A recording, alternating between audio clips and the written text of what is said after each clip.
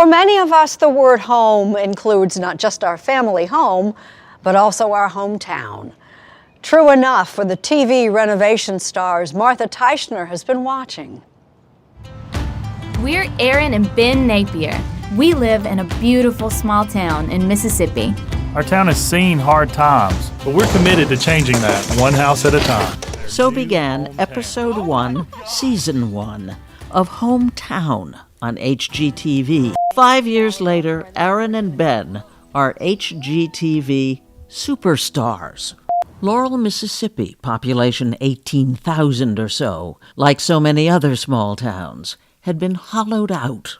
I don't like to be told that the place where I'm from is dead. It is interesting and it's creative and it's unusual, and I wanted to share that with the world. What is it that you think makes people like you and your show? It's a happy place. A happy place. And they feel invested in Laurel and the story here, and I think they see something universal that maybe applies to where they're from, too. There were over 5,000 submissions. Which is how it happened that HGTV created a hometown spin-off called Hometown Takeover. It's obviously a huge undertaking, but if it's successful, then people should feel a renewed sense of hope in what can happen where they live. When it premiered on May 2nd, 6.5 million people saw Tabitha Poe's struggling women's boutique transformed. What happened next? Less than 24 hours, the entire website was sold out. Just got them out of the box. Sold. And the store was so busy that Tabitha was swamped. I was a mess. I could not hold back the tears. You are listening to Fruitless, a podcast hosted by me, Josiah Sutton.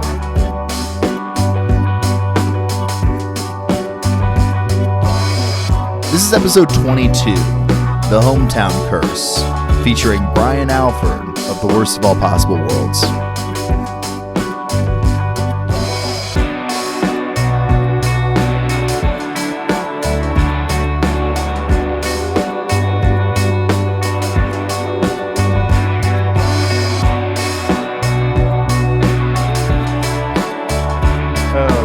Well, I will say now officially, welcome to Fruitless. I am joined today by Brian Alford.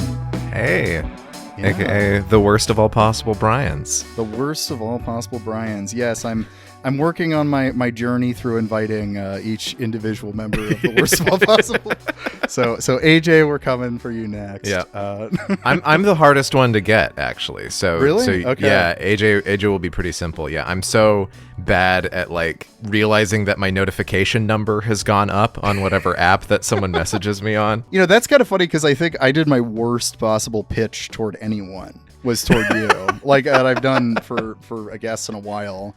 Which, like, initially it was because, like, guests had caved in for October. And so I had hit you up, like, hey, on the off chance, like, this week. And I didn't realize AJ was getting married that week.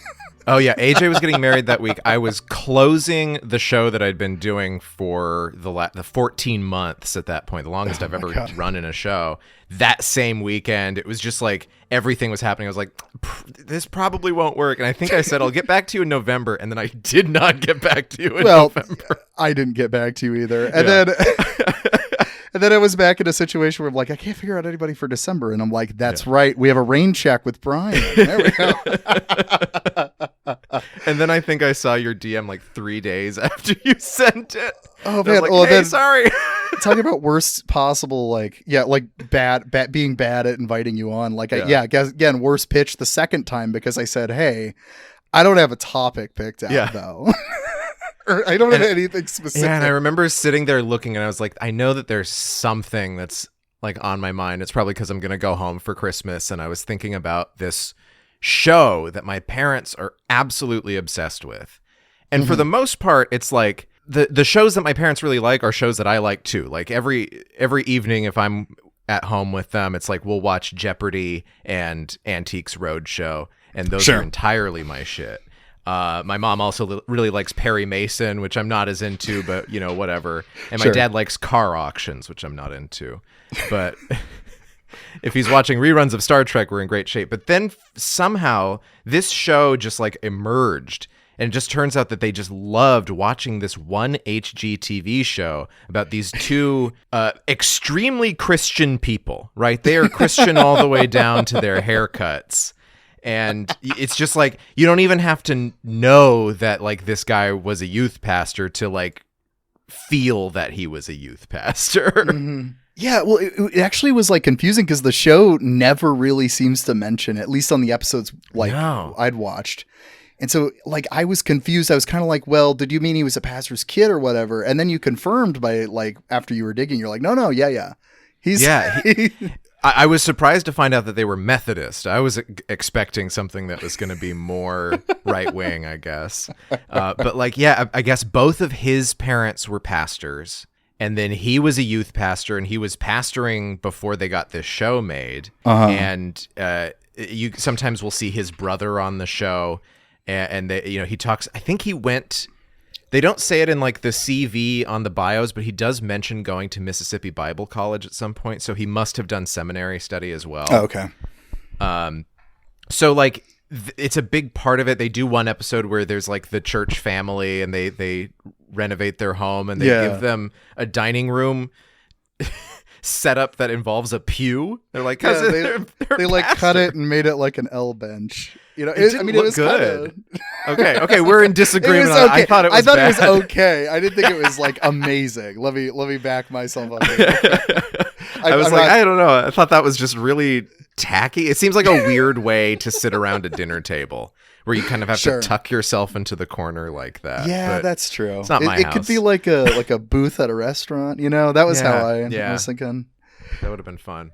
Yeah. No, I mean, I wasn't like, I was about to say it seemed fine. So to clarify, I'm not like going to bat for, no, you're wrong. This is an amazing decision. Their houses, I don't know. I have such a problem with modern design in houses and interior design where it's just like, I see what everyone is doing, and I'm just like, it's just so loud. There's just no carpeting. There's nothing to absorb or baffle sound anywhere. Everything just like they tear down every wall possible. This isn't unique to this show. This is every trend right now is like make big open rooms, and it's all so loud.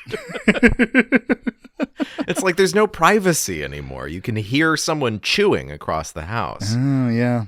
Yeah, because it's that, I mean, they're not like minimalists, but it makes me think of that with like the really white walls and like they default to that like frequently on the show. There's one room where there's one house they're showing someone that has this really elaborate wallpaper in it. And the client is like, I actually really love this wallpaper. And they still take out nearly all of it. They're like, we're going to leave the wallpaper behind for her. And then they just leave it on like an old chimney part of the room or something, just one little bit where the wall's kind of sticking out. They've left that, and the rest of it they've totally stripped. So the other thing you had mentioned was part of the reason that you picked this out is you've been watching through The Curse recently as well. Yeah, and I think that probably also just like fired this thing off in my head again, because The Curse was just a combination of so many things I love. I mean, Nathan Fielder, the Safdies, Emma Stone, and the great state of New Mexico, where I'm from. And it's actually, it's actually shot like some of it is in Santa Fe, but they actually do shoot it in Espanola, which is a very, very small place. I was surprised. I just assumed they were going to be shooting in Santa Fe and Albuquerque and pretend it's Espanola like you usually do. But no, they're actually shooting a lot of it up there. And it's the same premise on that show, right? Where there's this married couple. They have a lot of money, or they have a lot of loans from her parents to like buy up this property. And they're going to use it to revitalize the town in their own image. And they want to be doing good. They desperately want to be doing a good thing, and they want people to like them. Mm-hmm. And it's very unpleasant. It's especially Emma Stone's scenes. She's more. I think she inspires more of like cringe than Nathan Fielder does. Yeah, because you just get that sense that no one actually likes her, and she is so desperate to have everyone love her. The thing with Emma Stone's character though is I think she's the one that I do, at least thus far, do genuinely believe kind of wants to do good stuff. Yeah. But yeah. is just like, so embarrassing about it. Like just and knows nothing, especially when it comes to matters of like race or whatever, where she's consistently making horrifying, ignorant comments. But then like Nathan Fielder's character is like, I think he's a bad person. I think he might just be a bad person. Yeah, he wants to do these good things or to be seen as good because his wife wants to do it. And he really desperately doesn't want to lose her because he also doesn't have any friends. So she's all he's got. That scene where in that first episode where he gets into the fight with who is an actual local news reporter in Albuquerque. Oh, it is. And she's I think she's fantastic in this show. But it's just and you just see this incredible darkness that is behind those eyes and behind all that stress and that TMJ that he has. Oh yeah, no, yeah. That scene is when you like up until then. I think you kind of like think he's maybe like similar to Emma Stone's character, right? He's just maybe ignorant or whatever, but trying to do the right thing, but just going about it wrong. And it's how quick he snaps into like this like. You are my servant tone of voice that like is vile. Like, and watching enough like Nathan For You and stuff, it was unexpected to see him like talk in that register. Yeah, to have that sort of rage on display. It's not really something that he does with his persona that much. No. But so of course The Curse is still coming out right now. Everyone should watch it. It rocks. It's very good. Very uncomfortable. I will give you that. You see a lot of small penises in the first episode. We're in an age right now for prosthetic dicks and balls on like prestige television. That's right. Yeah. Like ever since I don't know American Gods or something. Like Righteous Gemstones had a fully erect like masturbating cock in the last season. Man, you know what? It's embarrassing I haven't seen Righteous Gemstones yet because I know so up my alley. Yeah. I know. So I'm looking forward to the giant erect prosthetic cock now. So that'll. I was just like, wow, they can actually do that. Like, like we've HBO come wasn't so like far. maybe this is one step too far. But no, so The Curse is very good. I think it's really interesting to watch The Curse back to back with Hometown like we did. Yeah. Especially because a big theme in The Curse is like, like Emma Stone and Nathan Fielder's characters are like trying to have a likable banter that, can happen on the show. And that becomes a point of tension, later on in the show as it goes, where like they're forcing Nathan's character to go to a comedy class and stuff because he's not funny on camera. Because he has no personality. Yeah. To juxtapose that with, like this show where I get to see exactly what they're trying to be. Yeah. Because it's so aggressively like cutesy and they have this rapport or whatever throughout the whole thing that I think is probably half of why people like the show so much. Is they are kind of like likable in a kind of annoying way. I'd say it's even more than half. I feel like they're in more than telling a story of like these houses that they're refurbishing or the client that is getting it done, which I feel was more of the old system, right? Bob Vila's show was all about just like process. You see all the materials and the termite damage and everything like that.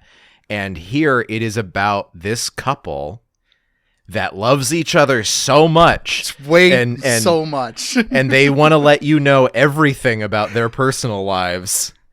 And where, when he, after 7 days of knowing her, he told her that he was in love with her. And it's crazy how much they are revealing or choosing to tell about themselves in order to draw people in. And I guess some of this is from the very famous couple that did this before, the Gaineses, who had their show Fixer Upper. And they kind of did this with Waco, where they fixed up houses. They built this huge marketplace in Waco. Waco's a much bigger town, though. Waco's like 150,000 people or something. And Laurel, Mississippi, which is where they're from, the hometown of Blanche Dubois from A Streetcar Named Desire. is like about as big as my hometown, Gallup, New Mexico. It's a little bit smaller. Mm-hmm. It's like less than 20,000 people. And it's very poor. I mean, one of the episodes, I just kept watching a few episodes here and there. One episode has a guy buy a house for $15,000. Yeah. I mean, that's what I did find like fun about watching the show, despite this very much not being my cup of tea, is like, I don't know, watching them turn a $15,000 house into, something that would look really good to like my mom. Yeah. It's cool to see that process and to see like, I don't know, there's a degree of that like, I briefly did like an internship at a historical society that was like refurbishing an old German opera house in Iowa. Right. Oh, wow. And there's a lot of the same stuff where it's like, oh, they're dumping out chairs at Iowa State University, like because they're replacing the chairs at the stadium. Oh shit, we need new chairs for the theater. We got to go get them. Like I saw a lot of that process, right? So I had like a soft spot for this, but I don't know. I don't think that they're necessarily dishonest people, and I think the story of how they like got into making this TV show is so interesting because it didn't seem like that was their trajectory. They were doing influencer stuff and they were running a stationery company and doing like graphic design. And the husband, what is his name? Ben Napier, was also a financial advisor and a youth pastor. So the financial advisor thing threw me off a bit because that is definitely a vibe he's like not trying to have on the show. Absolutely. Yeah, I think they had some idea for revitalizing their small town, doing startup stuff, doing the kind of shit that you'll hear about like on the Trillbillies every 3 weeks or so, where someone gets like government money to do, coding camps for West Virginians or something. But they do this Southern magazine. This magazine that's now discontinued because it's a magazine. They don't exist anymore. Called Southern Weddings. And it was just like, it wasn't about their wedding. It was just about married life or something. And they kind of took pictures around the house and it's pretty immaculately decorated. It all has this very distinct style to it. And she talks about her style. And I guess some very intrepid producer over at HGTV contacted the Napiers and was like, would you like to do a sort of Chip and Joanna Gaines type show, but for Laurel, Mississippi? Which is very interesting. Like to go from being a graphic designer to being like an interior decorator, and to go from being a youth pastor / financial advisor into like doing professional carpentry and everything. It quite a shift. Yeah. And to do it for TV, especially. Yeah. Yeah. That is jarring. And I don't know. I can imagine that they like maybe didn't know what they were getting into at the start. Yeah, I mean, because that's the thing is I really wanted when I started watching these, and we watched like I watched one episode per season aside from the most recent season, although I think you got to one of those at least. Yeah, that was the one where the house was $15,000 and they almost had to tear the whole thing down. Yeah. Oh my God.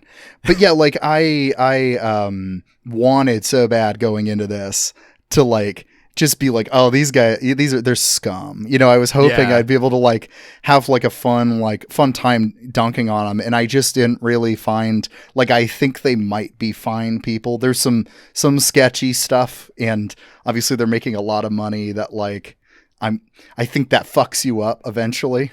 Yeah. But on the whole, they seem really fine. And so I think them being so fine makes this conversation interesting because it's more about this like giant HGTV complex around them. The you know what I mean? The house of David Zaslav and everything that entails. Right. It's which, like I think that's why it is interesting to pair this with The Curse, because like that's one of the themes of The Curse is you can have as pure motivation as you want going into this, but like it's still a show built on gentrifying this neighborhood, and it's going to do that. Yeah, and The Curse has this very funny bit with these mirrored houses that they're building that like don't have windows, and they're supposed to like regulate the temperature, but it takes like 5 hours or something like that. And it's like, and I've seen a lot of desert projects like this where it's like, we're going to make this kind of, completely zero impact home, but it's not really true.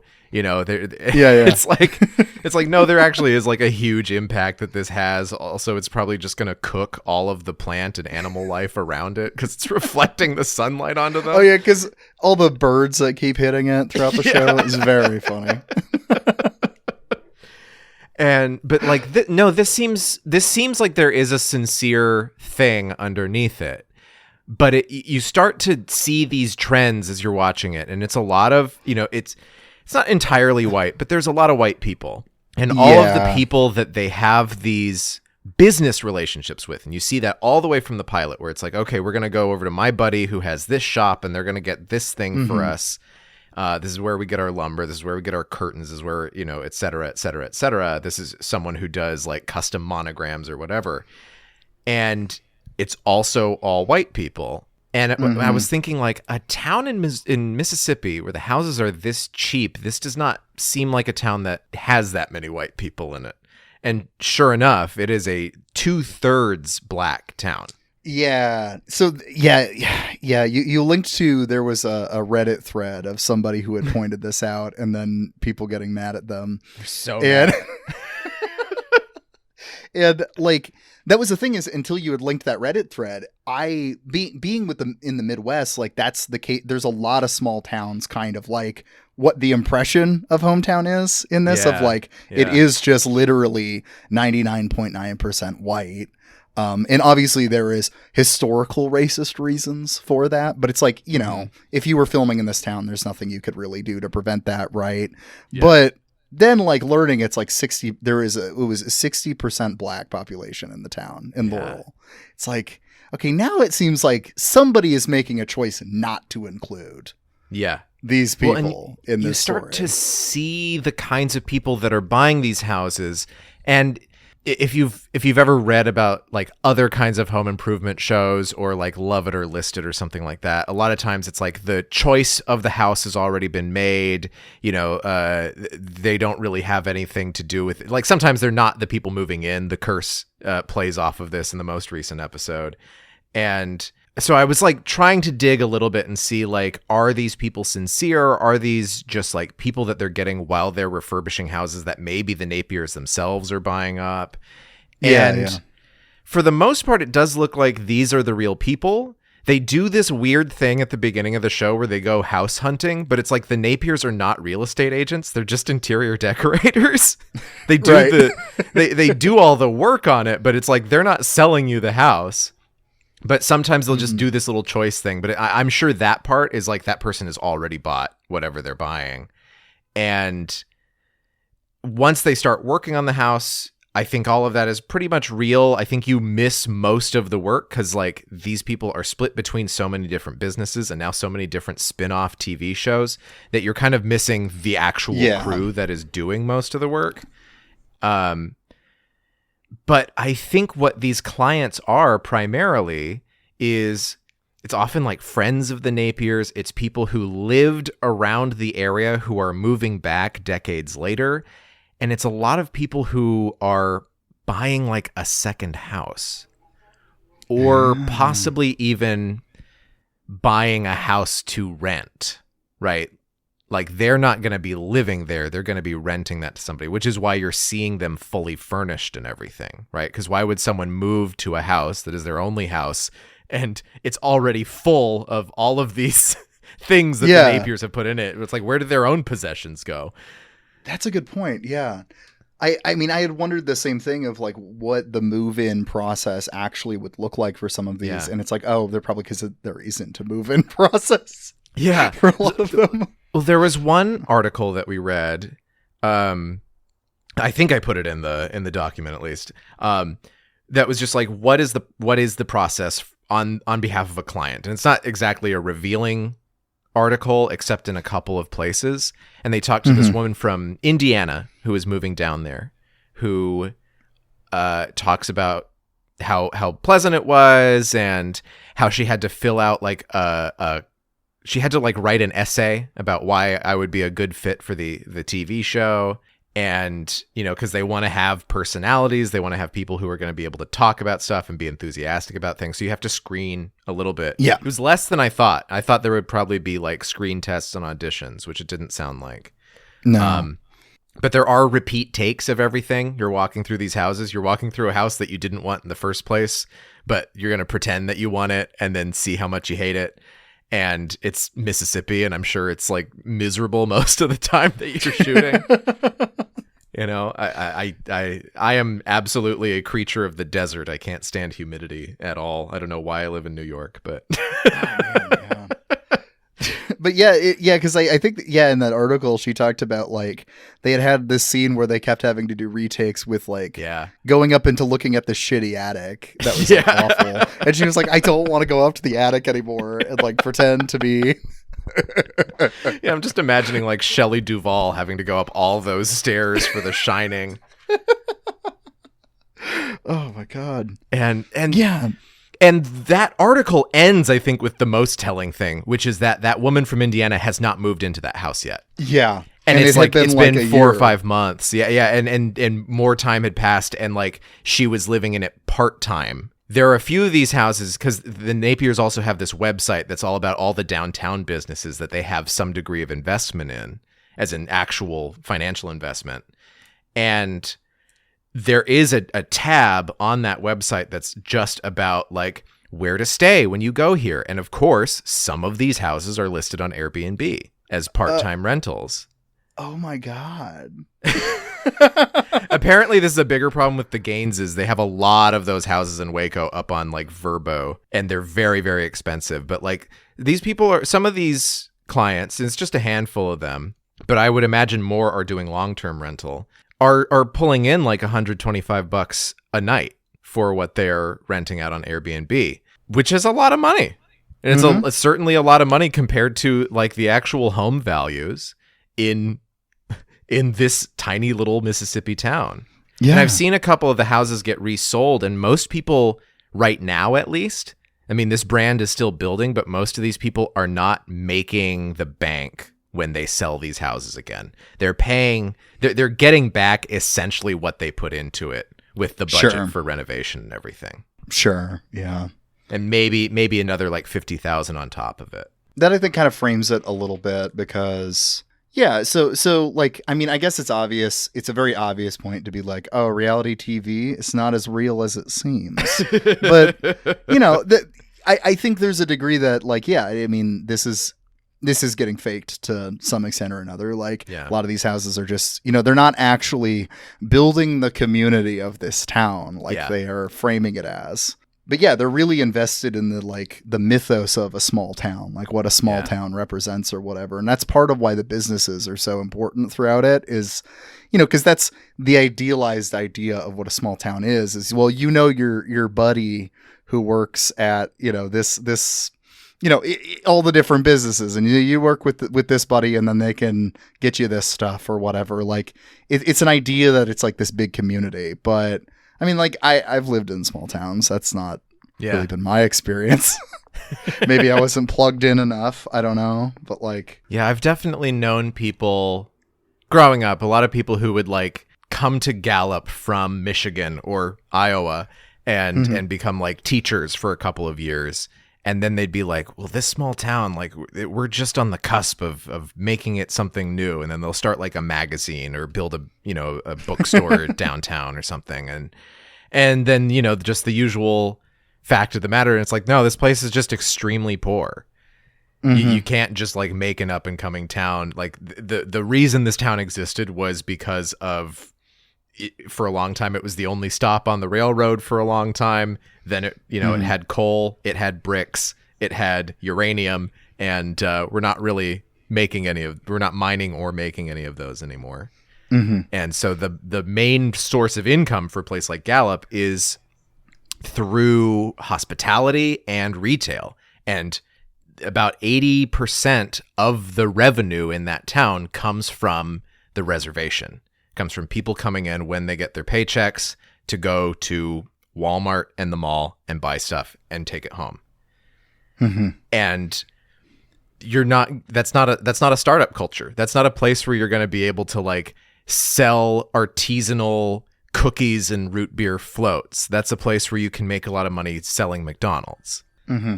Because people are not going to be ponying up all that kind of money. Yeah, not to mention kind of, I mean, the reason these big big businesses work in a small town like that is because they are the ones that are capable of offering something cheap. Mm-hmm. And then that's also, it's not, because of that, the money isn't staying within the town. It isn't growing up the town. It's going to Walmart or to McDonald's, out of the town. And the businesses that do sell artisanal things in a place like Gallup are like pawn shops, trading posts, places that have been around for 100 years, and they're run by Baptists or Mormons, and they have very predatory business practices.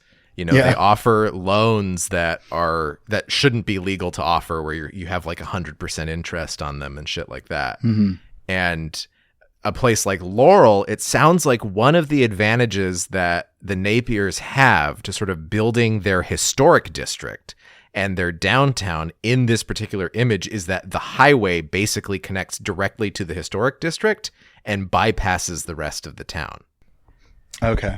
And so it sounds like that's able to create sort of just a natural geographic separation between the things that the TV wants you to see and the things that the TV doesn't want you to see. Okay. So and would that kind of fit in with, would that kind of explain some of the racial segregation that's built into this too, or no? I think so. Because I've even looked at the blogs and all these other websites that they maintain, where it's like, here's an event downtown, and it's like a big event. There's a big crowd of people there, and it's almost all white. And it's like, well, how is that even possible? It's one thing for it to be like a TV show, and you're only seeing a small group of people anyway. But for the whole whatever Christmas tree lighting or whatever you've got going on, how can a town that is this black attract a crowd to this event that is so overwhelmingly white? Right. That just doesn't add up. No, because I mean, you look at again. I'm just going to keep drawing comparisons to my hometown all the time because I'm also from a small town that is not majority white. Like, if you look at pictures of the Arts Crawl or the flea market or any kind of big downtown thing, you're not going to see just this overwhelming sea of people who look like Brian Alford, Right. Yeah. So I don't know. It's tricky. So why is the show got this strange racial dynamic? I mean, I don't know whose fault is it? Because some of the people who were trying to defend it in that Reddit thread were bringing up it might be predatory practices of the banks there who aren't giving housing loans to people of color. And maybe that's true. I don't know. Yeah. I mean, but again, I think it might just be that the nature of who these people are that are clients for the show. They're people who are coming to this town to buy a house to get it all fixed up by the TV program. Mm-hmm. And that's just a different market. And that's an out of town market. That's not the local market for the most part. And a lot of the locals that they get, including that guy who bought the $15,000 house, are people who used to be local, moved away, and are now moving back. Returning. Right. Yeah. Right. That makes sense. sense. I think that's the big thing is they are building an economy, as Laurel was a manufacturing town. It's where Masonite was invented and manufactured for decades and decades. And then, of course, around the 90s, same as, Flint and Detroit and every place like that in America, it hit that decline that manufacturing towns had. And so now their business has to be like Gallup, hospitality and retail, but they're doing high-end retail, which means that they have to attract customers who do not live in Laurel. Mm-hmm. And that creates a weird dynamic. It creates a dynamic that doesn't necessarily actually build community, but it can sure build some community for some people who are economically benefiting from it. Well, yeah. And I mean, this is, there's also because of that kind of privileged class that I think is growing more and more in Laurel. I'm thinking of, and and I'm trying to skim over it again to remember exactly everything that had happened in it, but I had found that article about like, I mean, the article goes on to just point out in general that like there has just been a consistent problem of like local cops looking the other way for, you know, crimes that were committed by, you know, people at top. And I believe it culminated in a murder. Yeah. But yeah, there is not like, you know, there is a pretty clear like problem taking place in the town right now between this like rich upper class and, you know, everyone else. Yeah. And yeah, and that doesn't come out in the show like at all, which I mean, like it's not a documentary about the town. Like I don't expect it to always come out, but like, I don't know. It does give a weird impression. I guess just I'm thinking through the show as like a form of propaganda of some way or another, but I can't figure out what it's propagandistic for. You know what I mean? Like these kind of shows, you know, they serve a point in like defending capital in some way or another. But I struggle with this exact show about like what it's doing. Is it just trying to make Laurel look really good? Is it, you know, is it a commercial for Laurel? I don't know. I mean, I guess there is this larger sort of fantasy fulfillment of like, if I spend enough time, I don't even have to be all that shrewd. If I just like am able to look around the corners, I can find something that's going to be good for me, and I can create like a whole home for myself in my image. And because I think a big part of it is that they want to portray all these clients as ordinary people, right? They're people just like you. They're people who are just watching this TV show just like you, and they can get these great new custom pieces of furniture, and they can get their wallpaper replaced by, you know, really boring flat paint and wainscoting and whatever. I think it's just like, I think what it's selling is like, you can do this too.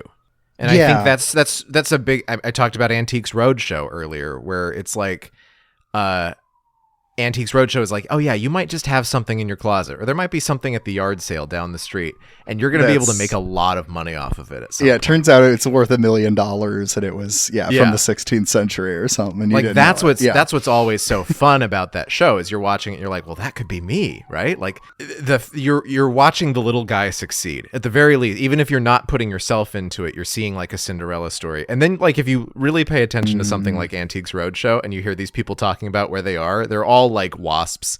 They're all like, oh yeah, well, my great grandmammy came off of the Mayflower, and we were one of the first families to open a plantation in South Carolina. And it's like, oh, okay, well, got it. All right. Yeah, I think that's it, because I don't know, one aspect of the show I was noticing while watching it that I think is probably, I think the appeal of a lot of HGTV stuff is if you're someone who is not, you know, upper middle class or higher, you get to imagine being a property owner. Yeah. And that's a fun fantasy that feels less and less attainable. Like I can own a house, and I can have a yard, and I can put things in my yard that I want to be there, and I'll be secure in that. I can hold on to it. I'm not just like at the whim of some landlord who won't fix my leaky radiator. Yeah, like, because I don't know, and maybe that's just because I'm, you know, consistently pissed off at my own, you know, inability to, you know, not live in an apartment. But I just caught that was the thing that I just kept thinking about while watching it. Is like, yeah, what's so nice and comforting about this is it is nice to just for a little bit imagine like, oh yeah, it would be cool to have a yard. Yeah. Not have an asshole landlord, etc. Yeah, well, and there is a lot of like the romantic South in this. They always like they and it's sort of a Southern exceptionalism, because they know that they're talking to an audience of Yankees. Although I'm sure that a lot of the HGTV audience is very Southern. You know, they're like, oh yeah, porches are a big deal on the South. Yeah, it's where you can go and sip your iced tea and your lemonade and tell tall tales. And I'm like, what the fuck? Is this 1860? Like, yeah, like, yeah. There's a mythos to it, you know. Yeah. There's a whole like, yeah. You can sit out the door and wait for the latest telegram. Like, yeah. Also, like, I mean, there are people that sip iced tea on porches. Oh yeah. Like, no, it's a in real Des thing. Moines, Iowa. Yeah, that's true. That's true. Is what I mean. That's not a Southern thing. Yeah. Oh, and yeah, one of those early episodes too is like they're showing this house, and the client is just like, "Well, this one doesn't have a porch. What are we supposed to do?" And then Ben's like, "Oh, I'm gonna build a porch. You're gonna have a porch." Just cool, great. Congrats. Oh my god. There's one where they do a really hard sell too on a couple where they're like, well, this one doesn't have a porch, but it does have a big backyard. You can think of the backyard as a kind of porch, but on the other side of the house. God, that's such a funny framing. Yeah, there are multiple types of places where you can hang out outside, it turns out. And it's interesting to look at that Southern Wedding article too, and they talk about how in the lifestyle that they are portraying to this magazine, this is, before this TV show, before they have kids, they talk about like they're basically splitting time between two houses where it's like them and their friends who live down the block, and they with their group of friends are like having dinner with each other every single night. So like the dinner duties are split half and half between the two couples. One couple makes dinner one night, one couple makes dinner the other night. They're always doing that, which sounds very like I just graduated from college and I moved to Williamsburg and I'm in an intentional housing situation kind of thing. It seems very different from the image that they're selling now. They even have like in their living room in this article from like 2012, they have the painting of Tony Soprano with his horse. Wait, I think I missed that. I don't think it's in a picture, but they do describe it in one of the paragraphs. Okay. And it's like This is kind of off topic, but I got distracted by bookshelves. I'm always interested in like anything like this, what books they choose to put out. And I especially was taken off guard by just like a Kissinger biography. Oh no. I mean, it's not like it's what the one by I just looked it up now, but by Marvin and Bernard Kolb, which doesn't look like, from what I'm seeing, it's like a positive celebratory one. Okay. But also, like, I don't know if I buy that they're like reading this book. And also, why would you buy just like a big book that says Kissinger? Like, is that give off the impression that like you someone sees that and they're like, oh, this guy knows geopolitics? Well, sometimes I think it's just the size of the book that matters. I think it's gone now, but there used to be this like co-working space called The Wing. Okay. And The Wing, it was for women. It was a women's co-working space, and it was very, corporate feminist kind of stuff. And sure, yeah. Someone that I kind of tangentially knew had posted on Twitter. They were like, oh, I'm at The Wing today, and had taken a picture, and it was like, what the fuck am I doing here? And the picture was of these bookshelves in the, I don't know, main co-working area of The Wing. All of these books, and it's all by women, all women authors, George Eliot or whatever. And I think they were all like uniform colors, so they had been like recovered so that they would all be like beige. And then there was one really huge book that stood out, and I could see, even from this picture from across the room, exactly what this book was. And I was like, I know a particular woman who wrote a book of this length. And sure enough, it was Leni Riefenstahl's memoir. Oh my God. I thought you were going to say Atlas Shrugged. No. That would have been good too. No, I'm sure there probably was some Rand on those shelves, but like the biggest book out of all of them, all it said was just on the spine of it was just Riefenstahl, and I was like, oh no, God. Holy shit! Like you can't do the parody of your company like at the company itself. Like that is a bad joke that someone told, and you're just doing it for real. Yeah, that's a meme. Like making fun of like Das really Girlboss reductionist herself. Yeah. Oh my God. It's insane. It just drives me. But again, I think it's just like, well, that's a woman. And that book is really big, so it'll look nice on the shelf. It'll look intelligent. Yeah, and that probably Kissinger, big book, and it's Kissinger is a name that people have heard of. It sounds very sophisticated if you don't really think about it at all. Yeah, it means you are interested in the political history of this country. You're interested in the 20th century. Yeah, it would be different, right? He doesn't have the same stink on him for a lot of people that Nixon does. It would be funny for more people to see a Nixon book, but Kissinger, they wouldn't necessarily bat an eye. Which is kind of strange to me. I don't know. I kind of feel like Kissinger should be an even more tainted name, honestly. He absolutely should be, but he was able to ride it out in the way that Nixon couldn't. Yeah. I think Nixon was just so much funnier too. Like it's just really hilarious that he taped himself being like, I'm doing crimes now. What's the next criminal act we're supposed to do? Yeah, so go back to the show here. To what extent do you think Ben Napier's like masculinity, because that's a big theme throughout this, is like like the Duck Dynasty guys are all like rich frat dudes, they have a very different vibe. They didn't have beards before they had the TV show. Yeah. To what extent do you think Ben Napier's that way? Because with the show, you get the impression like they found this guy cutting wood outside. Yeah. And that's how they found him. And then you tell me he's a financial advisor from poking financial around, advisor. His Twitter account is just him posting Bible verses every day. And he just wears flannel. He's like, he's been losing weight, but he's like 320 pounds, and he's 6'6" or 6'8" or something. He's just like he's a bear, and he is. You see him woodworking, and you see him going and salvaging lumber and everything, and that's just the whole thing. He is, I think, the ideal Southern man. He's godly. He's married. Now he's got kids. He's an artisan, but he also apparently knows a lot about money.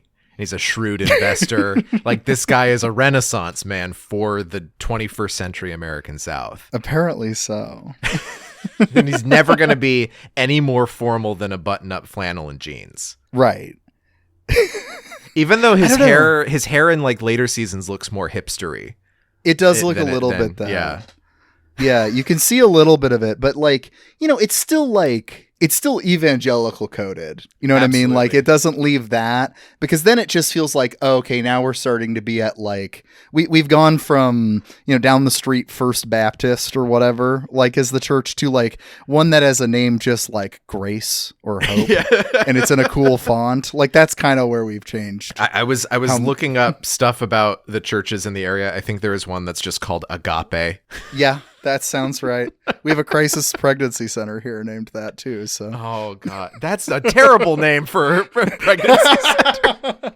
You don't want the word gape in there.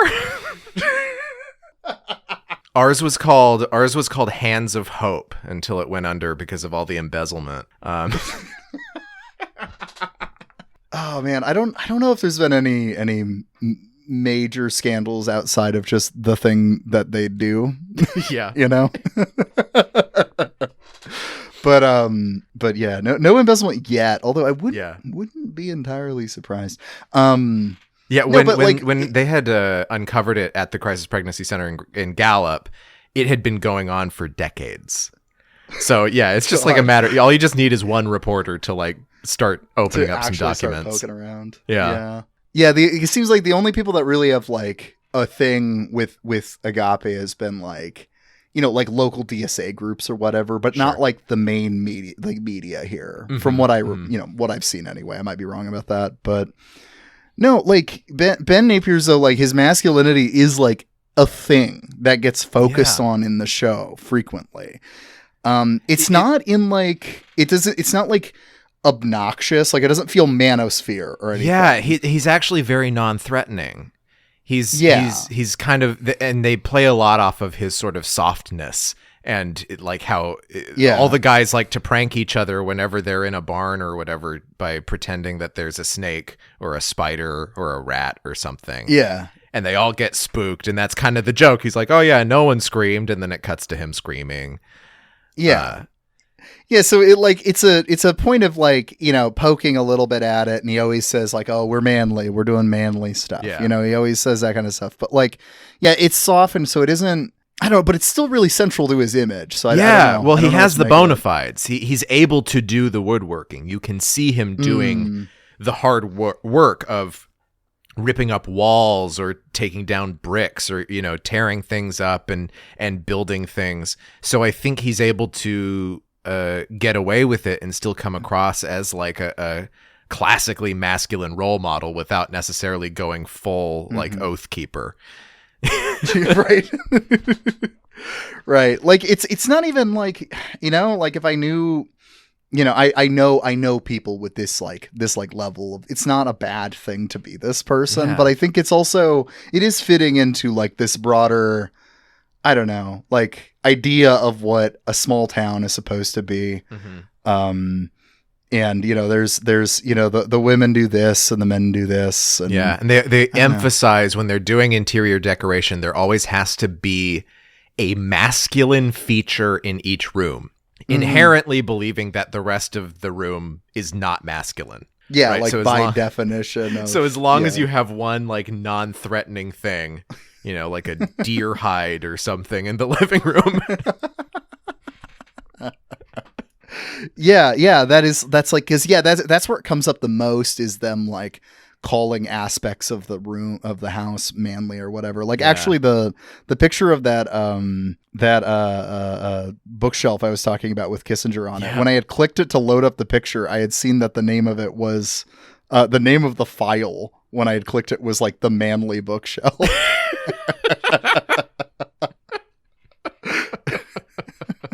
Manly decor. There it is. Manlydecor.jpg. There it is. Oh my god. Men love reading about Henry Kissinger. I can't get enough of him. And women love reading about Leni Riefenstahl. The two genders. The two genders are Kissinger and Riefenstahl. Oh yeah. Also, like, I'm just like looking over notes I had taken while watching the show. Yeah. It was also kind of funny to mention that Ben was a history major. Maybe that's how he justifies the Kissinger yeah, they do thing. mention that. Yeah. And that's part of that's the other thing, is they want you to see their homes as pieces of history where they like acknowledge and celebrate whatever this home was at different phases of its life. Right. So they want to uncover the hardwood floors that, you know, were there when it was built in 1910. They always talk about history. They like to put up, and this apparently, again, comes from this wedding article from their own life.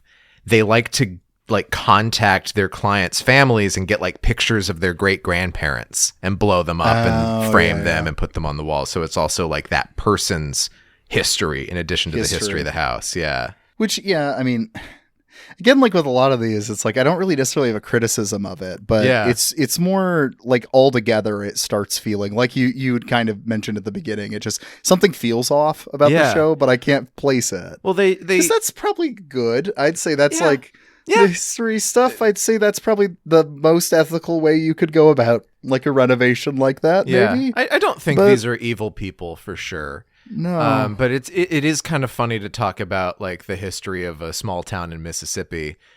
And never mention. And, you know, it's just like, oh, well, you don't have to go very far back before you start seeing some really horrifying things.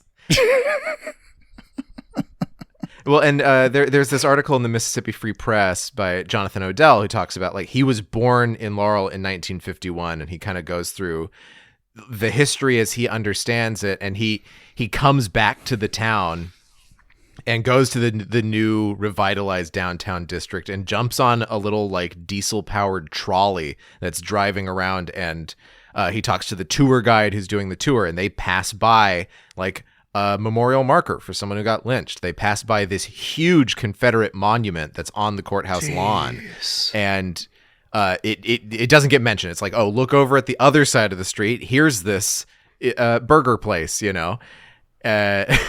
And they're all of the, and I mean, even the local newspaper, that you talked about, the dark side of this town, that article about the shooting, that editor also refers to Black Lives Matter, the organization, as a Marxist terrorist organization. It's a deeply, the elites, the people who are running the press and running the politics of that town are pretty fucking right wing. Mm-hmm. Yeah, and that was what was kind of interesting. Like, again, kind of poking around trying to find scandals of this. Like, one of them was a very silly 2020 thing where people were mad at Erin Napier for not having posted about BLM, and then I think her statement probably made that worse.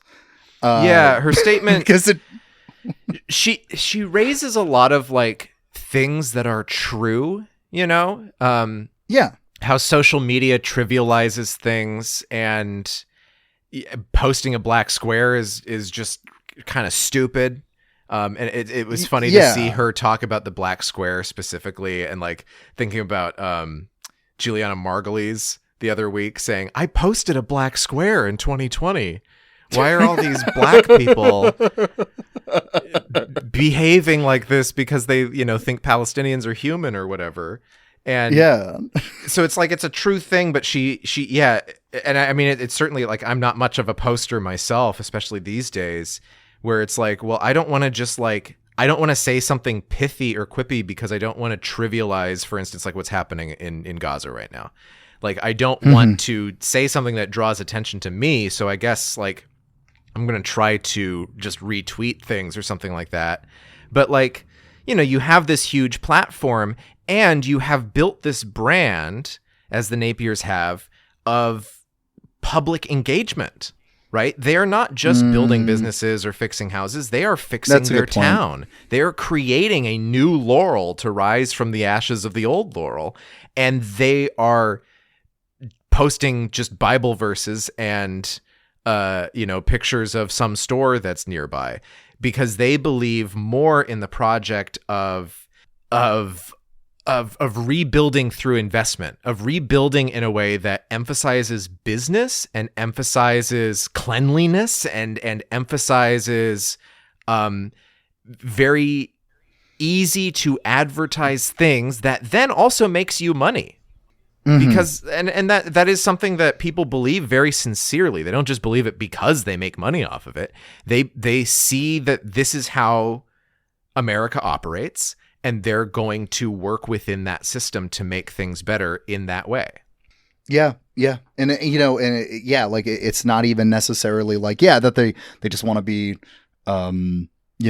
they just want to make a bunch of money. They understand that, well, I still think that they're going about it wrong, but like they understand that like, we are in a fucking capitalist hellscape or whatever. And that's how you make things happen. This is, most of the people I've met who've worked at like nonprofits or whatever start getting into this logic as well, where they're just like, well, like the revolution's not fucking coming right now. Right. And so, well, like, I guess I'm going to have to, get these grants from this person, and it's fucking blood money, but we're going to try to do good with it. And it is what it is. And I'm really sympathetic to that, even though but I don't, it's a frustrating thing because I don't know quite the bright answer to say to someone like that, because like, I think that we should do something more, but they are also right that it feels like a kind of doomed project right now. But that being said, returning to the Napiers, they could post like a little bit. They could talk about they could talk about the various black people in their community. If they're focused on their community, why don't they emphasize like pastors and community leaders and business owners? And talk about them and talk about, if they really believe in like, we don't want to emphasize protest or something like that, why don't they just emphasize those positive things? And they don't. They just don't. It's still just like, I went back through her blog, which she calls her journal, even though it's just ads for things. And it posts so frequently. I don't know who their blog person is, but there are a lot of posts every single year. And I went back to 2020. I wanted to see like what the Napiers brand was saying about COVID-19, because everything had to adjust to that. Address it. Yeah. They don't. At least not there. Wow. Maybe if I had gone through her Instagram or something. But on her blog, all of a sudden it just stops featuring local businesses and events, and it just shows various houses that were featured on the show for basically the rest of that year. And it's far less frequent posting.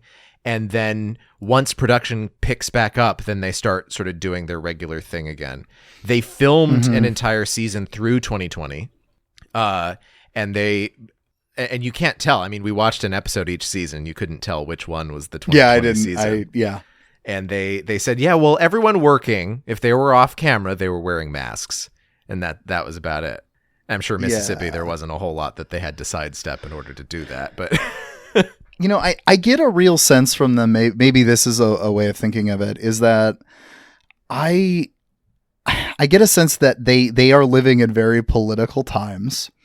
And that they do not want to talk about politics at all. Yeah. And they get anxious when having to deal with anything that is deemed political. And so the instant early days of COVID, it starts getting politicized, right? Yeah. And there's, people are talking about not doing the lockdowns and resisting the government against the lockdowns and all that stuff. And I'm sure they're getting a lot of that as evangelicals. They're seeing a lot of that. And they're probably also seeing a lot of, well, it would make sense to stay inside. That's a pretty good move. And the move is, don't say anything, I guess. Yeah. We'll just let it play out. And then probably the same thing happened with BLM, especially if they're Methodists, for instance, right? I think that actually highlights something, because they're kind of at an intersection of liberal and conservative because of that, in who they're around. There will be liberals or maybe even leftists in the Methodist church, and there will also be conservatives, and they'll all be in the same church. And so what's the best thing you can do? Well, just don't fucking bring this stuff up. Yeah. Just that's the move. Sing the songs, do the sermons, do the Bible study, and go home. Don't let the conversations get too into it at all. Whereas at a Southern Baptist church, they will get nakedly political because they know that everyone there is going to be in general agreement. Yeah. They'll all know the 14 words also. It's right, but it's a different environment, because I grew up in an RCA church, right? And that was the same thing. There was just very little talking about politics because there were Democrats and there were Republicans at the church. So what do? We just don't talk about it. Oh, that's so interesting. Yeah, because church was such a political thing for me growing up. It was just all the time. I mean, every sermon would just get derailed by something about how people weren't being nice enough to George Bush or whatever. Actually, the guy who was my childhood pastor. I've stayed Facebook friends with him, and he has remained pretty solid for a pastor, for a 80-year-old pastor. You would be surprised at how solid his opinions are. Yeah. I mean, he's not perfect, but he is opposing Israel's actions in Gaza and has opposed Israel for a few years now. Yeah. And he also gave anti-war sermons. Okay. But it also pissed people off. So this is why in the daily, you just don't bring it up. And especially if you're selling something, right? You're building your business off of being a public persona. But I think there's also just a vein of people, and I think it's probably a lot of the HGTV pilled people who think that politics are just inherently distasteful, that there is no way to get anything done through politics of any sort, whether electoral or on the street or mass movement, who think I should have looked at Open Secrets and see if the Napiers show up on any who they've donated to, but but for the most part, their image of how to change the world is actually to disengage from those politics entirely, because they have seen maybe at some point, they put some money into a root beer business, and then that company has come up, the street looks a little bit nicer that it's on now, and it's okay, that worked out. I did the input, I see the output, that makes sense. That must be the way that we actually fix things up. It's just economy, it's just money, it's just branding, it's just aesthetics. And then from there we can make the city better by its very nature. Mm-hmm. And it's wrong. I mean, it's an incorrect, you just look at the rest of this town and it hasn't come up, but the rents have come up. The unemployment hasn't really changed. The amount of people under the poverty line hasn't changed, but the rents have changed. Yeah. Yeah. You saying it like, a lot of HGTV's audience is, going to see it as like politics don't get anything done, and that, you do better through business. In some way, HGTV kind of lives on as like the ideology of the 90s kind of maintaining itself today, you know? And actually, the whole Flipanthropy show in The Curse, that's their kind of fits the same thing, right? Yeah. It's that era of like, post ideological charity. Like that's all there is left, But yeah, but yeah, when you actually look at what's actually like, it's not politicizing it to say that HGTV is leading to gentrification of towns that they're doing this stuff in. Yeah. It just is happening. The rent's going up, like you're saying, right? Well, and like, look at how like the Gaines has got a big backlash because they associated with the pastor who has like openly said homophobic stuff in the past. And I mean, I want to be clear. The Gaineses are obviously like your typical right-wing evangelicals. They are homophobic. They are like, I don't think you need to, they can say you can't see our heart or whatever, but like you can see where their money's going. You can see what their ideology is. You can see how much they center faith as part of their brand. With the Napiers, I did just look them up on Open Secrets. They have never made donations anywhere in politics. Yeah. I just looked at, like, I found a Ben Napier, but it isn't the same one. Yeah, it's some guy in Ohio. Some guy in Ohio who really likes John Kasich. That's well, what I found. Who doesn't? We all would give $10,000 two separate times to. But I think John too Kasich. about like at some point, if you're doing this job and you're like, oh yeah, we're revitalizing our historical district, that you're not revitalizing the places that may need the most intervention. Right? It's pretty clear to see that there are places in town that are worse off that you are not having much involvement in. So the Southern Baptists have this thing called World Changers. The Christian Reformed Church has Project Serve. It's a short-term mission trip, right? Where you and your youth group, you all get in a van, you go to some place for a week. Yeah, go clean graffiti off a wall. Yeah, in Chicago. World Changers was more specifically about houses. So we'd go to someone's house, repaint it, re-roof it, build a wheelchair ramp. That was something that we started doing a few years into it. And the very first one that I went to, my siblings had been on a couple before me. And the first one I went to, we went to Southern California. And the town that we went to had World Changers there before a couple of times. And the city council had decided that they were going to utilize World Changers. And instead of going to people who had kind of petitioned the church individually and they get sort of selected, we went to the historic district of town. And God. We, painted fucking mansions. Oh my God. For the Lord. Really changing some worlds. Yeah, and it's like all those people all went to the church. It was such a fucking racket, and we were all like, we're scraping lead paint too. Like this was a catastrophe. You're sending like 15-year-olds out, putting them in bunny suits in July in Southern California to scrape lead paint off of a house that costs more than something that they will probably ever own in their own adulthood. There is a weird evangelical thing with like taking advantage of free labor. Like that is like a constant. I don't know. I love it. Like, but it shows your virtue, Right. Well, right. I mean, I was going to mention like like in the early part of the Josh Duggar story, right? Oh, yeah. After he had, molested his sisters, what they had done was send him to a work camp for him to go do free labor. Yeah, with a bunch of other like rapist teenagers. Yeah. That's just our pedophile gulag. You know what? Like I think's even more fucked up about that situation though. When I think about it, is I'm not sure if the work camp was exactly pedophile teenagers. It was troubled kids. Yeah. Yeah. So they could have just been mouthy. Yeah. That's what I'm thinking is like, especially with the low bar of what like an evangelical will consider a bad kid. Yeah. There likely was like pedophile next to like a kid that said damn at church one time. Exactly. And like to think about how powerful the Duggars were with TLC, Discovery, with they had the fucking red Batman hotline to David Zaslav personally. And now they're running that organization. Now that Gothard was run out, it is the Duggar parents who basically run that entire org, which is crazy. I have cousins who grew up in that system. My uncle bought into it when he was like in his fucking early 20s. And it was the one time where like I'm growing up Southern Baptist in the first place. But it was very weird being like a little kid and having my mom sit me down and is like, now your uncle's going to say some pretty extreme things. The rule of thumb was just basically ignore it. Just ignore what. Yeah.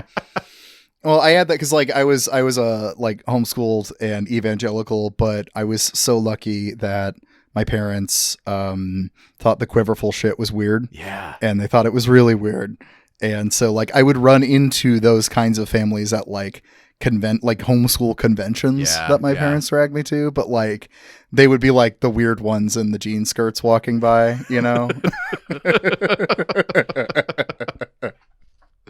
Anyway.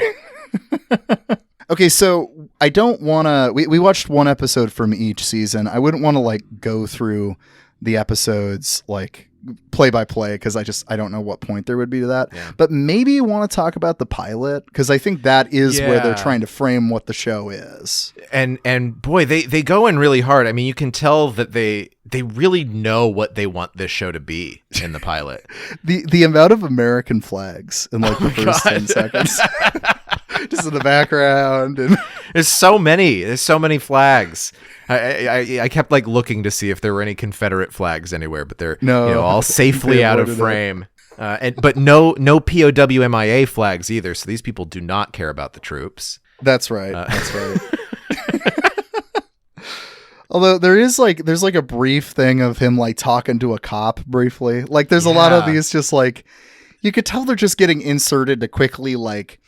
I don't even want to say dog whistle because I don't know if it's like even to that level. It's more just like, hey, you like this thing, right? To it's almost like a virtue signal. Yeah. And I've seen they have 1,000 spinoffs. They have Ben's Workshop Holiday Edition, Hometown Takeover, where they go to Wetumpka, Alabama in the first season, and then Fort Morgan, Colorado in the second season. They also have Hometown Kickstart, which they don't even actually do anything. They just kind of host it, I guess. And then other HGTV personalities go to like one episode was in Winslow, Arizona, which is my neck of the woods. So I watched that one.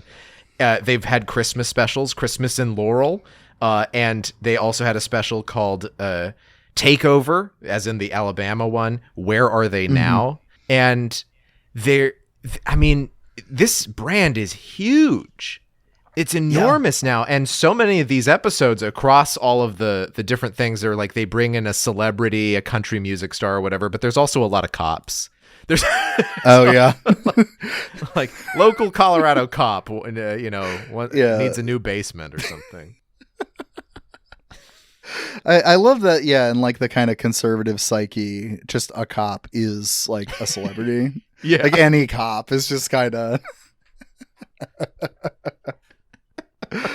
Oh my God. But like a lot of that, it is interesting watching that first episode, like before knowing that they're going to blow up into this massive brand. Yeah. Because it feels like even like the American flags and talking to a cop and stuff like that felt like it feels like the show kind of slowed down on that shit as it went on. But in the beginning, they were like trying to, I think, make it coded as a conservative show. Yeah. But then by the end, it's like, it's like, it feels like a completely apolitical centrist, like, and avoiding anything. There's so much about this that's just like, this is where they do the whole, it's the South, we have porches. They do this weird bit of storytelling in this pilot where they have this couple that they're talking to. They show them the different houses that, the couple's probably already bought one of them. And then they like run into them downtown. They're like, oh, small towns, you just run into people. And they're already fully mic'd. And Yeah, this happens to all of us. When you're walking around with your mic, I just happened flipped to on wear in my a loft discreet this spot. morning. Yeah. Oh my God. There's this like throwaway comment that gets made when Ben, like when they're like the Napiers are introducing themselves, where they're like, "Oh, Ben never had a hometown of his own," is the phrase. What does that mean? Well, my thought was immediately this felt like they were military coding him, where it was like, oh, he grew up in a military family and they had to move around all the time or something. And then I found out that his parents were pastors. And I guess, yeah, pastors do tend to move around frequently because churches are places of turmoil. But like, they don't expound on it there. I think they do mention that he had been a pastor or he was currently a pastor, but they didn't mention that his parents were also pastors. But they're trying to play this image of like there's really one home for anyone, and it's the small town. It's the small town. And yeah, it's like it's a very welcoming South that they're trying to project. Like there is not a hint of racism in this South. Although there's also no people of color. But no, I think like infrequently they'll have some episodes where the client is black. We see the mayor in this pilot, and of course he is black. Which was one of those things that like once I knew the town was 60% black, I was like, okay, that makes sense then. Yeah. But it kind of just seemed really strange that it was like the whitest town ever. Yeah, here's this porch just full of white people, and then the mayor, and it's just. Like, yeah, you really... they even say it's like Mayberry. And it's like, well, yeah, Mayberry is also a town where basically everyone is white. And also it's not real. Kind of like this town, if you think about it. And I wonder if... And I also thought about, Gomer Pyle every time that we had Ben Napier saying, golly, golly. And they did that little, montage of him saying, golly. Oh my God. I thought I was going to start singing The Impossible Dream, just go fully into Jim Nabors territory. That's for all the 60-year-old fairies in your audience. Yeah, there's a lot of those, I'm sure. The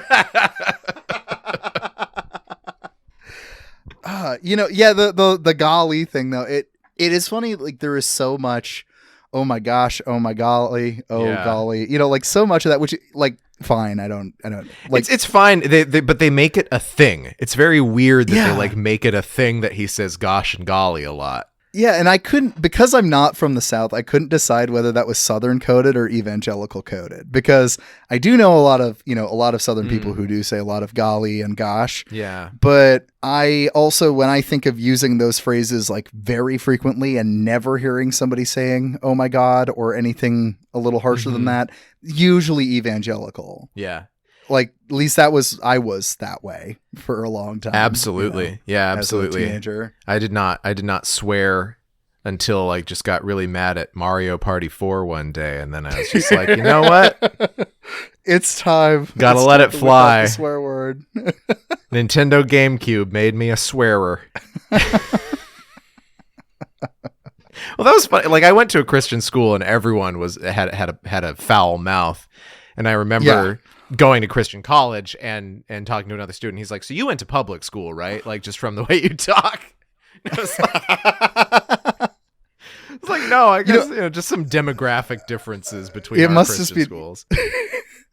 Yeah, there was a real like anxiety about swearing, but I decided in high school I didn't really care about that. But the thing I self-policed about was using quote unquote God's name in vain. Oh yeah. So I would say fuck and shit, but oh my gosh. Yeah.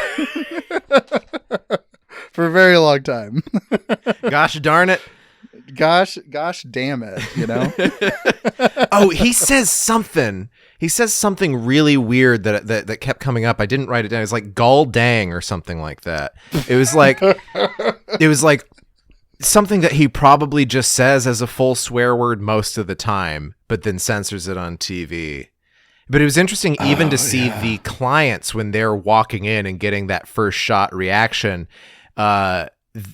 they sound ADR'd a lot of the time, or like they've taken the clip from a different part of the showing, because you almost never hear people say, "Oh my God," but they're always just about to say it. I'm like, well, some of these people are not Mississippi Southern Baptists. Like, some of these people are absolutely going to say mild swears in their life. Yeah, that and, episode like, where their producer is on, her daughter is like with her, and they have judiciously cut around, but there is a point where I think she says piss. Oh, I think I remember and that. the producer's yeah. like, we have to keep bleeping you, don't we? It's like, for piss? That's a really interesting episode, because that's Yeah. that's the one where they start kind of hinting behind the, Yeah, it's I like, don't know, a little bit behind the camera. it's like, not only are you now, have we let you into our lives so much as a married couple? We've talked about how we dated. We've talked about, our plans for our family and everything. But now we're even showing you behind the scenes of our own show. We get very personal with the producer of that show, where we talk about her mom dying, and like they monogram this thing that was like some nickname that her mom used to call her and everything. So it's like the they do like Napiers. the glass blowing turtle because Yeah. she's involved with turtles, I guess. And so the Napiers are basically saying, hello, viewer at home, you are now part of our family. You know everything about us. There's something to it that I think you could see this in a lot of influencers or whatever, where when the commodity is authenticity, if that's what you're selling, then you're going to it's going to like devour itself as a brand, because eventually you can only reveal so many things about yourself before you're either revealing really unsettling shit about yourself, or you just sort of repeat it, and it just becomes like catchphrases and ornaments, They talk about them meeting in college all the time. They just continue telling that story of like falling in love within 7 days. That has to do a little bit of damage to you, I think. Like, and I say this as somebody who retells a lot of anecdotes about my life to a point that they do become like that. Yeah. Like, it's iconic to like how I am, who I am. Right. But like that does, like, especially if you're doing it on such a big public level like that, I think it has to have an impact on you, where it becomes like, what do you think the actual process of the meeting is like? I don't know. Yeah. Like, how did it actually play out? I don't know. I don't know if they even know anymore. Yeah. See, because you tell the story so many times and it becomes its own thing. And now she's written a book, or she's written 3 books, but Erin has a new book out that I think is sort of like a memoir type thing. So it's not about design or home decorating or anything like that. It's like, and People Magazine just posts article after article after article about the Napiers. I think they did this with the Gaineses as well, or maybe the Property Brothers or something. But it's just like, they have one that's like, here's the complete timeline of the Napiers' relationship. This is when they started dating. This is when they got engaged. This is when they got married. And it's insane. I mean, it's like, it's diseased, but people are so in love with them. And that's what gets them to come to the town and contribute to the economy. And I think that in some way, this is part of why I think maybe, they didn't really know entirely what they were getting into, is like, they're very, very protective of their daughter's presence online, right? Yes. There was a People Magazine article that's like, they share rare photos of their daughters at Christmas. And of course, the daughters are facing away from the camera. And even then, it feels like a little too much. It's like, if you don't want to share pictures of your kids, just don't share pictures of your kids.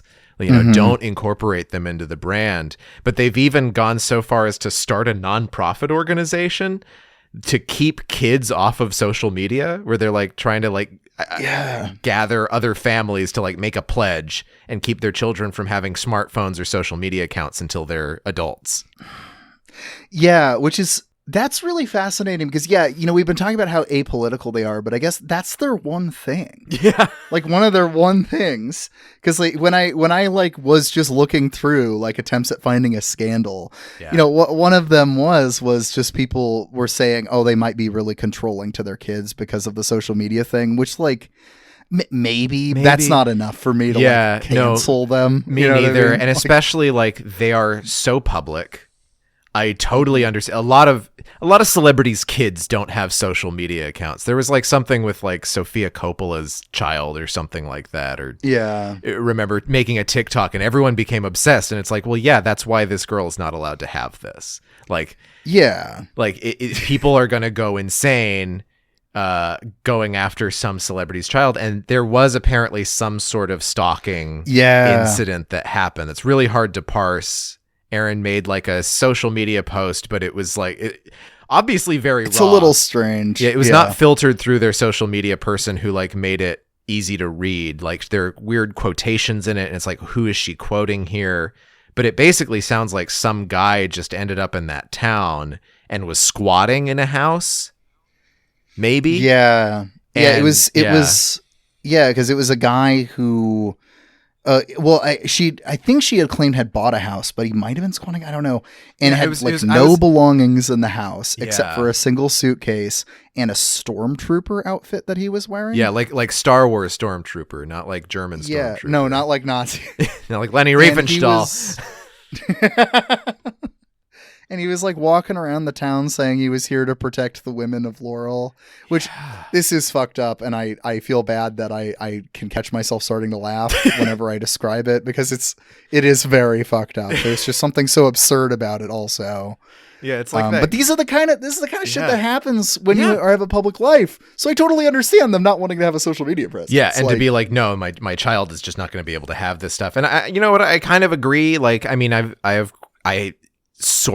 never been very good at social media at all, but like, I had a Facebook that I made when I was 17. I had a MySpace when I was 14, and I didn't do a whole lot on it, but like, it's kind of refreshing because like I think you see older generations who at least taught us in the 90s, oh, be careful what you do on the internet. Don't put any information out there, to just being like, hi, my name's Gerald Jones and my social security number is 562288543 and I voted for Donald Trump. And it's like, what's wrong? And I think there is something to be said about like, especially waiting until your child's a teenager, right? When they're starting to develop some independence and they want to have like a network with their own friends. That's one thing, but like, I'm not a parent. What I'll say is like, I'm not a parent, and it seems terrifying to have to deal with the realities of all of that with kid. Yeah. Like if I end up having kids anytime in the next 10 years, that is something I am mortified to think through how to think through. Because like it's advancing so fast too. Like at that point, my old ass isn't going to be able to keep up with what strange and vile things that are happening online. And like I'm younger than you, and so I did grow up on the internet, and that probably did not do good things to me. I don't think it did. Like, no, like, probably not. Like, I had a Facebook when I was 13, and like that probably wasn't good for me. Yeah, that's very strange. It's like if I think of someone like under 15 with a social media account, I just have an image of like a baby using a computer. Like, I'm like, how do you reach the keys with those tiny arms? I know. Well, I mean, and unfortunately, because of Facebook's reminding like what you used to say feature, I get to see what 13-year-old Josiah had on his mind, and it was bullshit. But God, I can't even stand what like 26-year-old me had to say. Like, I see those posts and I'm like, God, Jesus Christ, why are you like this, Brian? I know. Like, well, a lot of it was just repeating what conservative people around me were saying. And so that's why it's really like, it's like, you didn't know what you're talking about. Like, I don't remember why I ran into the other day, like scroll, like it showed up and it was like for me when I was like 13 or 14 and it was a quote from Netanyahu. Oh, I'm like, my God. What? And then I'm like, there's no way, because I didn't know who that was. And it was like, I'm almost fucking certain I'd like overheard it or like seen it on a thing. And I'm like, yeah, I know. I don't know what Israel is, but I like them in the Bible. So yeah. And they need to defend themselves. I mean, they've had this country for a few thousand years now. It just seems like people need to leave them alone. Seems right. They have the ability to defend themselves, right? Yeah. Anyway, that was one of those I deleted immediately. But point being, like, I get where they're coming from, and so like if this is really their most conservative take, it's like their most like openly conservative thing they're lobbying about, like, I don't know, I'm probably kind of conservative on this too. You know what I mean, about technology. Yeah. Like, so I don't know. I don't have much to. Yeah, like to I say get it, against and I would just say for the Napiers, like, go further, dude. Just like keep your kids out of your pictures. Don't make them part of your brand at all. For God's sake, for their sake, like never, never let it happen. Yeah, they're kind of like, the kids are like an interesting, like, thing that's just kind of not on the show, but is a presence. Like, I think in the later seasons, you could see in the intro. Yeah. The intro changes it's like slowly changing as you're the way, like, I watched it anyway, of like one of every season. Yeah. You get to see it kind of shift. And like, I think it's the last 2 or 3 seasons where they start showing a brief shot of them with the kid. The kid's facing away. They're always talking about the kids. They're like the child facing away is a big part of like pioneer woman, homestead, trad wife, Instagram kind of stuff, where you'll see these, they're very spooky pictures of like, you'll have the husband and wife there and they'll have their like 5 blonde children who are all facing away from the camera. It's like looking at a Victorian picture where like the baby is dead or whatever, Jesus. Oh, do you ever have it? My grandma once showed me the pictures of her twin brothers who died in infancy. And they were like, they at least weren't posed with the family. They were just like, a shot straight down into their like tiny coffins. And she was like, oh yeah, these were my brothers. And then and I was young enough that I kind of treated it matter-of-factly in the same way, because my grandma was also being matter-of-fact. And I think that might also just sort of be a Swedish American thing, where Swedish Americans are just like, oh yeah, that person, he died. Anyway. But I do remember telling my mom that I was like, I went through this old album with my grandma, and she was like, she didn't show you the dead babies. Oh yeah, she did. Where was that like a trend at? Because I didn't have it. Like, I don't have any pictures from anyone in my family to my knowledge that's that way. I had actually only learned about that as a thing in college. Because I took a photo history class, photo history of the U.S. And then the professor had a lot of fun time showing us all those. Yeah, I would have loved having a class like that. It was super cool. It was. Let's see. This probably would have been about a decade before my grandmother was born. They were older than her, and so it probably would have been around 1908, 1909. Okay. That photo would have been taken. And it was sort of a turn of the century thing before you had the availability of like box cameras, right? And everyone started getting little box cameras, where, if a picture was something you did at the studio, then you'd have a relative get their picture taken. If they never had their picture taken, you were going to do it immediately after death. It just sort of became part of the package. And it was such it's very matter of fact. It's very like, if you come across stories of people talking about, going and getting a picture with their deceased relative, or having the photo and photo taken of the casket or whatever, it was sort of just seen at that point. Photography was so ubiquitous. It was just like, that's what you did. That was the ordinary thing. You in the same way that you'd keep a death certificate or a birth certificate. It was just like, this is the record of our family, of who this we person. are.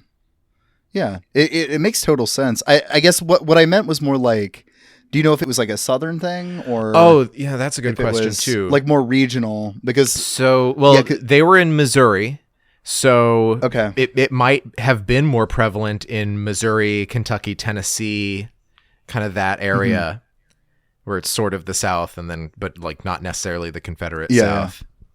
But yeah, I don't know if it was necessarily more, because we don't have any others. I mean, there are other relatives who died young who we don't, and we don't have any of the like posed pictures. I feel like that might have been a little bit more British, where you'd have like a grandmother or an adult who died who's like, propped up, and it's very strange. Yeah, those are pretty horrifying.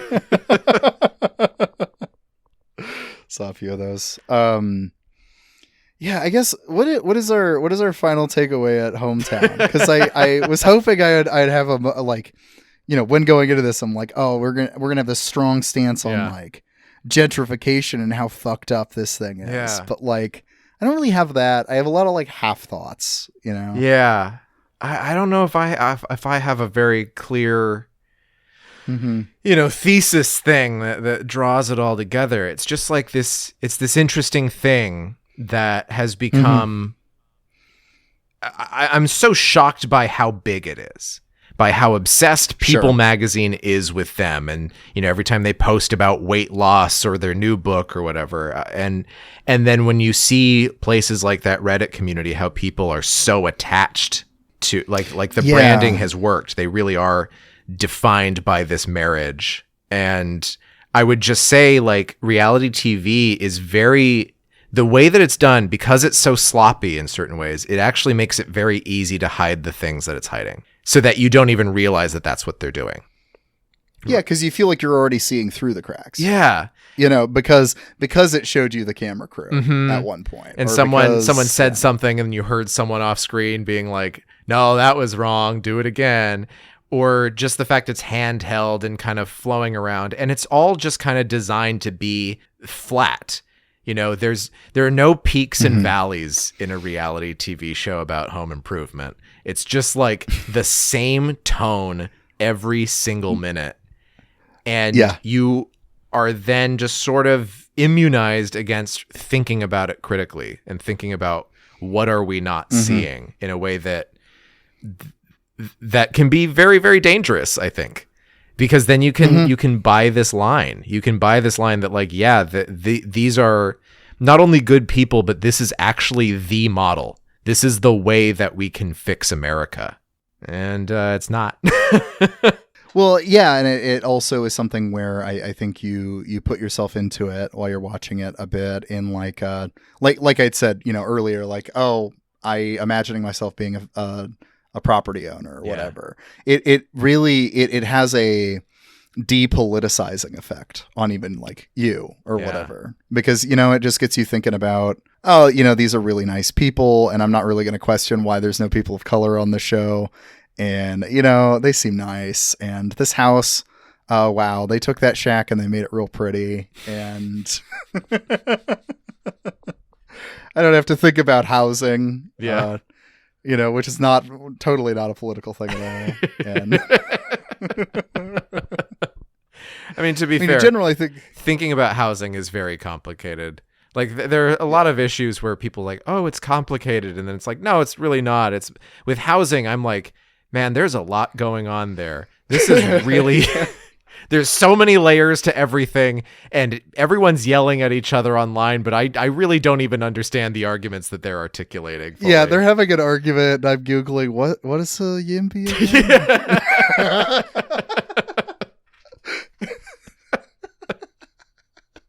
Yeah, no, that's totally true. That is true. It is not and so it's easy to just default to, well, it's all about these nice people buying nice houses. Yeah. Everyone's just being so nice to each other. They're just so making nice. a lot of money doing it. It's so much money. Well, I guess yeah, that's probably moving us toward wrapping up. We haven't talked a ton about Worst of All Possible Worlds, so you probably want to, if anybody hasn't listened to it. Yeah, so I have a podcast called The Worst of All Possible Worlds. It's me and my friends Josh and AJ. We're people who used to make theater with each other, and during the pandemic, even just slightly before, we were making YouTube videos. And then it turns out that making YouTube videos takes an incredible amount of work and time, as you know. Oh my god. And I don't think I did as as complicated one as your guys's were. Yeah, and, well, maybe not aesthetically complicated, but I think you're to gas you up here for a bit on the air. You did a fantastic job with just running through the thesis, and I think informationally yours is so impressive. About the history of zombies, and I can't wait to see if you do another one, but I totally understand if you don't. No. I want to slow it down, but yes, I will do. And, well, I mean, I'll say if anybody listening to this hasn't gone and watched Worst of All Possible Worlds video essays, do highly recommend it. Yeah. I don't know if you listened to it or not, but last October I did a Fruitless episode about J-horror, and we talked about your video briefly. It was very sweet. Thank you. But yeah, we split off from doing that to doing weekly podcasts, and our pitch is that we are showcasing the pop culture of an empire in decline. We look at video games and movies and TV shows, occasionally books, but because Josh and I grew up evangelical and we like to torture our friend AJ, who grew up half Catholic, half atheist, we also look at evangelical culture, and more specifically a long-running radio drama called Adventures in Odyssey that has been around as long as The Simpsons and shows no signs of quitting. And it was produced by a group that your listeners have probably heard of, Focus on the Family, which is a major political lobbying organization founded by James Dobson, the child psychiatrist who said that you should beat your kids.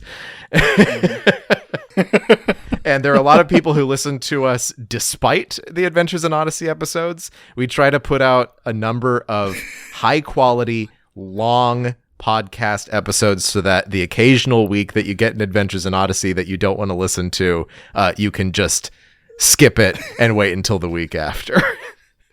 Well, and there's also a good chunk of your listeners that listen because of Adventures in Odyssey. It's put us in a very weird point in terms of like where to take the business going forward, because it's like, well, we can't drop this, but also there are people who just don't like it. Yeah, I'm interested to see how you'll resolve that, because you gotta. So am I. Just send me forward 2 years when someone else has figured out the complicated issue. Someone else has figured it out. Of all that content, baby. I love it. I love making content. Where could they? I guess you said you don't use social media much anymore. Yeah, I know we're bad at it, but you can find us over on Twitter. It's at TWOAPW. On Tumblr and Instagram, I think we're just the Worst of All Possible Worlds. We have a website, worstpossible.world, that should direct you everywhere. And we have a Patreon, patreon.com/worstofall. Awesome. All right. Well, thank you so much, Brian, for Thank you for having me. This was a blast, and have to do it again. Yeah. After I get AJ on. Yeah. I'll cycle back around. I'll find out what other absolutely horrible piece of television I'll force you to watch next time. Thank you so much for listening to today's episode of Fruitless. If you like what you heard, make sure to leave a review on Apple Podcasts to help out with the algorithm, and check out the rest of the feed for more episodes. If you want even more episodes, you can check out the Patreon that is in the show notes. And speaking of that, this show is brought to you by our lovely patrons, who include Gavin Aronson, Stephen Atkinson, The Worst of All Possible Worlds, Moss, Kyle Gannis, Thomas C., James R., Leo Zachary Dickinson, and of course, Chris Barker. Thank you so much to them for supporting the show, and thank you so much to you for having listened to the show. Have a good rest of your day.